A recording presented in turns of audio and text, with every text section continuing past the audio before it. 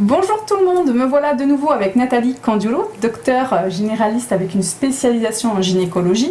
Aujourd'hui Nathalie, j'ai une question importante. Qu'est-ce qu'on doit savoir plus que tout, tous les mois en tant que femme? La date des dernières règles, c'est le premier jour des dernières règles. D'accord. Souvent on annonce le dernier jour, mais le cycle il commence le premier jour. Donc voilà, si on m'annonce le dernier, eh ben, je compte avec 5 ou 6 jours de retard. D'accord. Par rapport à une grossesse, par rapport à une ovulation. Pour moi, c'est vraiment important. C'est même la première question que je vais poser aux dames. Exactement. Voilà. Toutes les sages-femmes, les gynécos posent cette question à chaque patiente. C'est pour ça qu'il est important d'avoir cette donnée à transmettre. Et en effet, quand je parle des règles avec les jeunes femmes que j'accompagne, elles me disent toujours ça a duré, ça a fini tel jour et ça a duré tant de jours. Alors, c'est pas du tout important en gynécologie parce que c'est pas un point de repère. Ça va aider quand même parce que du coup, on va faire la soustraction. Voilà, mais ça va être aléatoire puisqu'à 1 ou 2 jours près, ça fausse certains calculs pour les IVG et puis pour un accouchement. Après, pour un accouchement, c'est pas dramatique, mais pour une IVG, ça peut avoir son importance. Qu'est-ce qui existe qui pourrait aider justement les jeunes femmes à retenir cette date, le premier jour des dernières règles?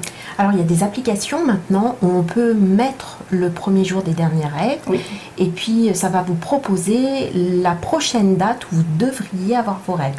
En sachant que nous, c'est plutôt le cerveau qui va calculer et que le cerveau, il dépend du stress, il dépend de la prise de poids, si on maigrit, si on fait du sport, si on voyage, le fait de partir en vacances. Hein.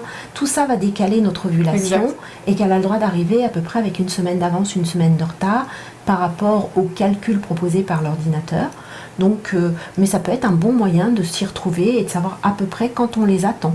D'accord. En tout cas, c'est surtout un outil dont on vous parle aujourd'hui pour noter les dates des dernières règles. Ça vous évite d'avoir tout le temps en tête justement la date qui change tous les mois. Et donc du coup, voilà, de se référer à son téléphone, voilà, on regarde et comme ça, on est sûr de la date. Et après, voilà, ça donne une estimation, mais en aucun cas une vérité de ce qui va se passer dans votre cycle chaque mois. Il faut aussi se méfier pour les dames qui ont un cycle irrégulier. Oui. Parce qu'il y a des dames qui ont leur règle tous les 2 mois, 3 mois, 6 mois, 8 mois.